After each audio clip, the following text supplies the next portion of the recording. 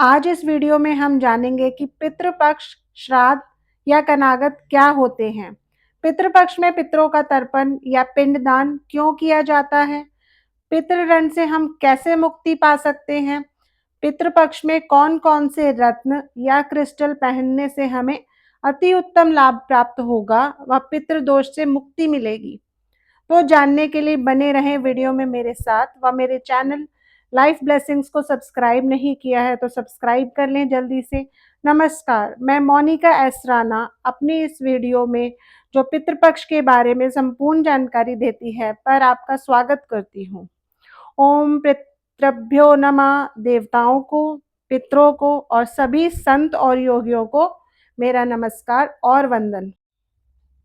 श्री कृष्ण ने भगवत गीता में कहा है कि आत्मा ना कभी पैदा होती है ना कभी मरती है, आत्मा नित्य है।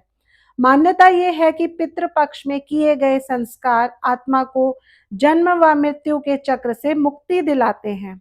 पितृपक्ष अमावस्या पूजा करके हम अपने पूर्वजों के प्रति अपनी श्रद्धा व आदर दर्शाते हैं। ये एक तरीका है जिससे हम उनके द्वारा दी गई वस्तुओं के लिए अपना आदर व सम्मान प्रकट करते हैं। अब जानते हैं पितृपक्ष का पौराणिक महत्व। भगवान वेदव्यास द्वारा रचित श्री गरुड़ पुराण के दिव्य ज्ञान के माध्यम से ये जानने का प्रयास करेंगे कि पितृपक्ष में श्राद्ध क्यों किया जाता है और पितरों को श्राद्ध में तर्पण देना क्यों जरूरी है। पितृपक्ष का प्रारंभ भादो मास की पूर्णिमा से होता है और अश्विन मास की अमावस्या पर समाप्त हो जाता है, यानी कि 15 दिनों का जो समय है इसे श्राद्ध पक्ष कहते हैं। इसे पितृपक्ष भी कहा जाता है और कनागत भी कहा जाता है। अगर संरचना की दृष्टि से देखें तो हमारे ब्रह्मांड में 14 लोक होते हैं।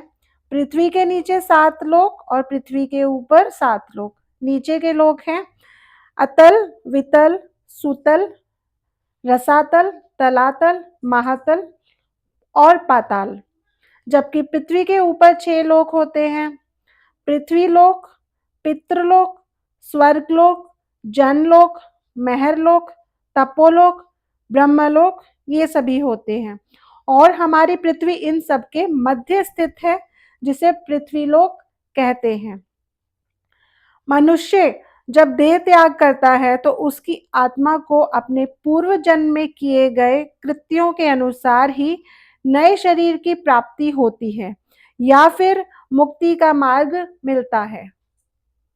अपने कर्मों के अनुसार या तो वह बैकुंठ जाता है, या तो स्वर्ग में जाता है या नरक में जाता है और या तो उसे नए शरीर की प्राप्ति होती है।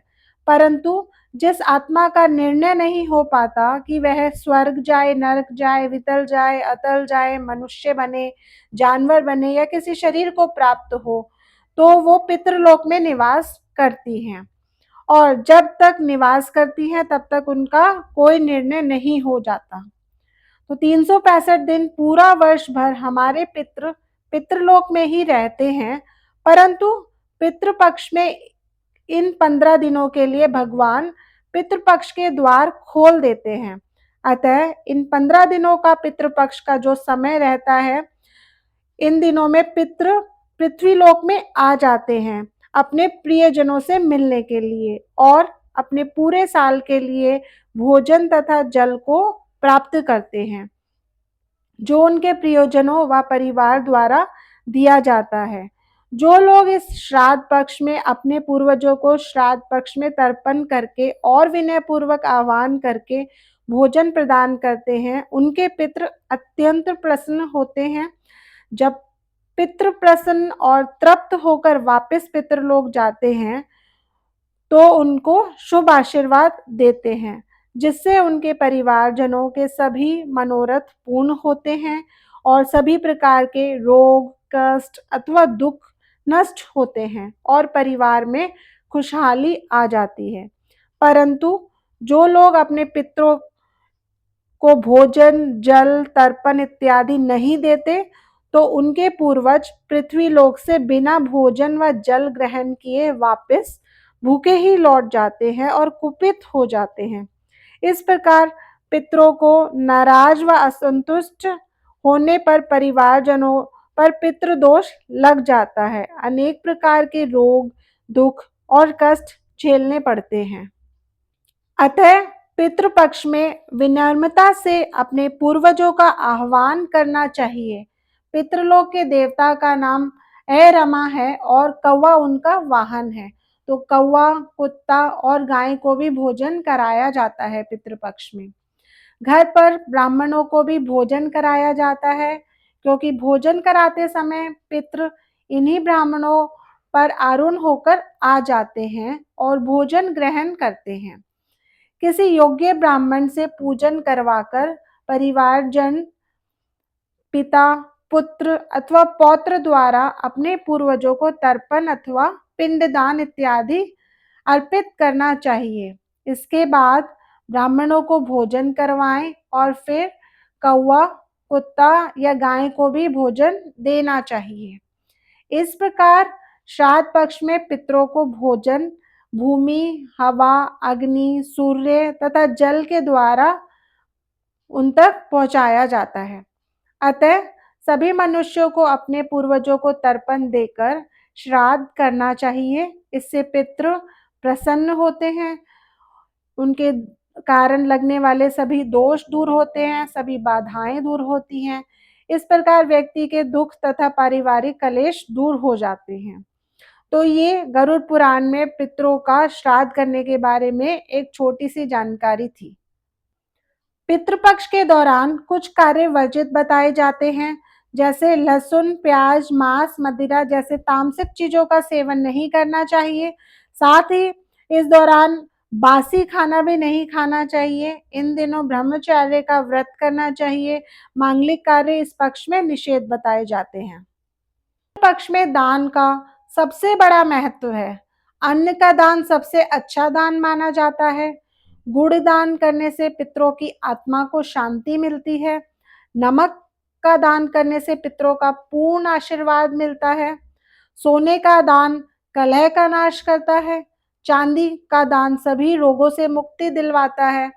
गाय के दान से सुख संपदा का आगमन होता है। अब हम बात करेंगे उन स्टोन्स व क्रिस्टल्स की जिन्हें पितृपक्ष में धारण करने से पितृ दोषों से मुक्ति पाई जा सकती है। पहला है रूबी या मणिक। रूबी अपने सूर्य को स्ट्रॉन्ग करता है और सभी दोष देने वाले ग्रहों के अशुभ प्रभाव को दूर करता है। पितृदोषों से मुक्ति के लिए रूबी को गंगा जल से पवित्र करें और सूर्य मंत्र का 108 बार जाप करें। इसे पहनने के बाद अधिकतम लाभ पाने के लिए किसी गरीब व्यक्ति को लाल अनाज का दान करें और सूर्य को जल चढ़ाएं।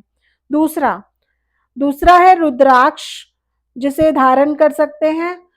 रुद्राक्ष में 2 मुखी रुद्राक्ष, 10 मुखी, 3 मुखी और 12 मुखी रुद्राक्ष पितृ दोष के निवारण के लिए सर्वश्रेष्ठ है। तीसरा है कार्नेलियन क्रिस्टल। कार्नेलियन क्रिस्टल भी पितृदोष के निवारण में सहायक है।